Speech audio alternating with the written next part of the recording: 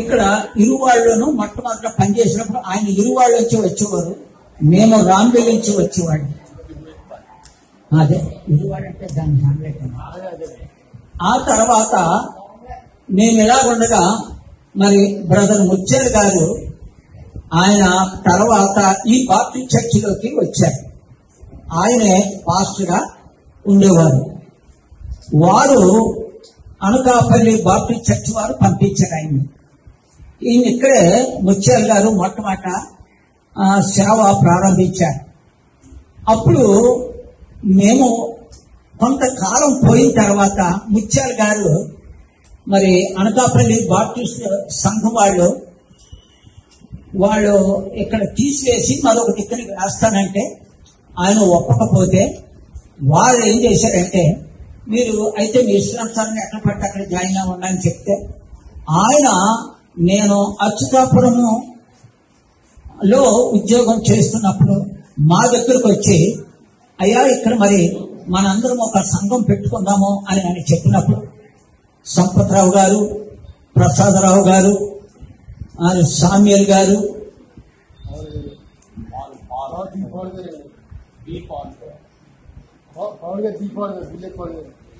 Villuri Paul గారు, ఆ తర్వాత సుదర్శన్ గారు, ఆ తర్వాత ఎలిజబెత్ అమ్మ గారు, వీళ్ళందరం కూడా సంఘానికి అధ్యక్షులుగా మేము ఆ బాడీలో ఉండేవాడు. అయితే ముత్యాల గారి సంఘంలోకి మేము వెళుతూ ఉండేవాడు. ఆనాడు మారు మనసు పొందిన అనుభవాలు నాకు లేవు. అక్కడ వచ్చిన తర్వాత ఒకనాడు ఒక మంచి దైవజనుడు వచ్చి వాక్యం చెప్పగా నా హృదయము మరి ప్రభు తట్టు తిప్పబడ్డాది. మారు మనసు పొందాను 1982వ సంవత్సరంలో. ఆ తర్వాత మరి కొన్ని కారణాల వల్ల ఇందులో వాళ్ళు కూడా ఈ 5గురు కూడా 5 బ్యాచ్లుగా విడిపోయాము. అప్పుడు కూడా మన అయ్యగారు జయరాజు గారు కూడా ఆయన ఒక సంఘం పెట్టుకున్నారు.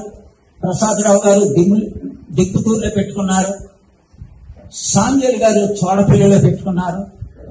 ఇలాగా వివిధ రకాలుగా ఒక్కొక్కరు విడిపోయారు. తర్వాత ఈ సంఘమంతా కూడా విడిపోయిన తర్వాత కూడా ఎప్పుడు కూడా విడిపోతే విడిపోయాం, కానీ మాట్లాడుకోకపోవడం, ఒకరినొకరు దెప్పడం, ఒకరినొకరు దూషించుకోవడం జరిగేది కాదు. అందరము ఐక్యతగా ఉండేవాడు.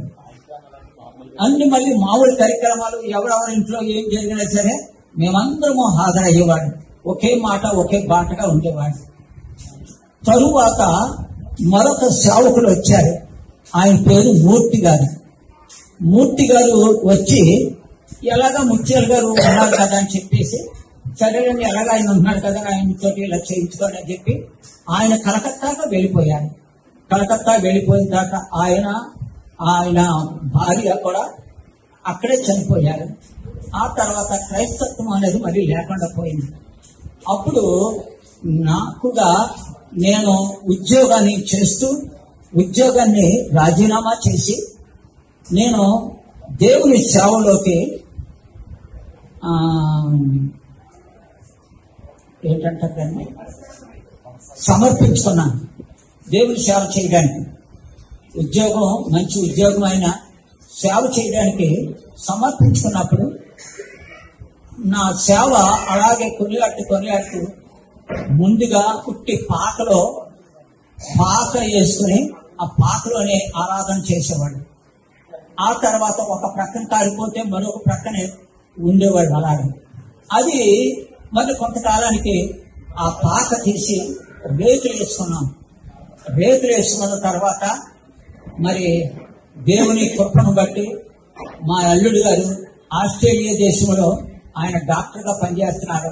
ఆయన వచ్చి అన్నాడు, ఇలాగా రేకుల చెట్లోనూ పాకల్లోనూ మనం చేయకూడదండి అని ఈ స్లాబ్ వేసేసి మాకెంతో సహకారం చేశారు. అక్కడి నుంచి ఆ స్లాబ్ వేసేటప్పుడు 50 మంది విశ్వాసులు మాకు ఉండేవారు. పాక వేసినప్పుడు 25 ఉండేవారు. స్లాబ్ దగ్గరికి వచ్చేటప్పటికి 50 మంది ఉండేవారు. ఇలాగా ఇప్పటికి దేవుని మహాకృపను బట్టి మంచి స్లాబ్ కలిగిన చర్చిని దేవుడు మాకు ఇచ్చాడు. అలాగే నా పని ఏంటంటే, నేను మొట్టమొదట నాకు ఏది ఇష్టం అంటే, మన అయ్యగారు ఇప్పుడు వచ్చిన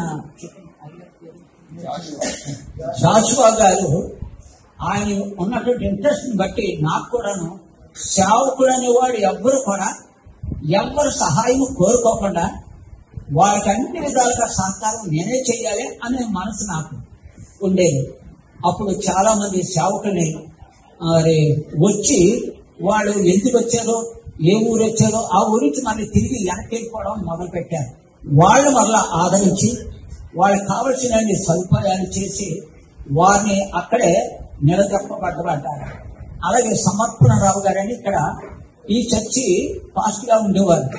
వారు ఈ చర్చి మీద మరి ఏమైందో ఏంటో వెళ్ళిపోవడానికి సిద్ధంగా ఉండగా, మీరేం భయపడకండి, నేనున్నాను, మీకు అన్ని విధాలుగా సహాయం చేస్తానని చెప్పి ఆదరించి వారిని నిలబెడితే వారు కూడా ఇప్పుడు ఇక్కడ ఒక సంఘము, ఎర్రవరాన్ని ఒక సంఘాన్ని స్థాపించారు. కనుక వారి ద్వారా కొంత సేవ ఆ చుట్టుపక్కల ఏరియాకి పాకింది. ఇలాగా చెప్పవలసిన విషయం ఏంటంటే, మొట్టమొదటిగా ఈ యొక్క అచ్యుతాపురం మండలంలోనికి మొట్టమొదటిగా సువార్త సేవ చేసే వ్యక్తిలో నేను ఒక్కడే ఉండేవాడిని. ఎక్కువ సమయాన్ని ఉద్యోగం చేసి వచ్చి సాయంకాలం 2 మొక్క మీద 2 నీళ్లు జల్లుకొని సువార్తకి వెళ్ళిపోయేవాడిని ఒక్కనే. ఎన్నో మంది కొట్టడానికి ప్రయత్నించేవారు. నన్ను చూసి అందులో ఇప్పుడు మన ట్రెజరర్ ప్రేమరాజు గారు కూడా మరి నన్ను కొట్టడంలో బ్యాచ్లో ఆయన ఒకటో, ఆయన ఇప్పుడు ట్రెజరర్ యోధా గారు పోస్ట్ వచ్చింది ఆయన. కనుక అలాగా నేను సేవకెళ్తే పూడిమరకులోను ఈ కుర్రోళ్ళు ఉండేవారు బ్యాచ్. నేను బస్సు దిగిన మొదలుకొని కిస్ కిస్ కిస్ కిస్ అనేవారు. అంటే క్రీస్తు కుమారుడు వచ్చాడు అని అర్థం. కిస్ గడు వచ్చాడు రోయ్, కిస్ గడు వచ్చాడు రోయ్ అనేవారు. ఆ తర్వాత వాళ్ళు ఏం చేయాలి, వెనకాల నుంచి నా కాలు ఇలా కన్నేస్తే ముందుకు పడిపోయేవాడిని. పడిపోయి లేచి వచ్చి గొప్పగా తన్నారని సెకండ్ ఇచ్చేసి వెళ్ళిపోయేవాడిని. ఏం లేదనో తన్నినా సరే ఏం కోపం తెచ్చుకోడేంటి అని అంటే, మరి ప్రభు మనసు అదే కదా, క్రీస్తు యేసు కలిగిన ఈ మనసు మీరును కలిగి ఉండటనే ఆ మాట ప్రకారంగా జీవిస్తున్నప్పుడు దేవుడు దినదిన మన సంఘాన్ని హెచ్చించాడు. అలాగా చుట్టుపట్ల అనేక మంది సేవకులు విస్తరించారు. నా ప్రార్థన ఎప్పుడు కూడా ఒకటే, తెల్లవారుగట్లే లేచి ప్రభువా ఒక్కొక్క గ్రామంలో ఒక్కొక్క సేవకుడు ఉండాలని గట్టిగా దృఢంగా ప్రార్థన చేసిన వ్యక్తుల్లో నేను ఒకడిని.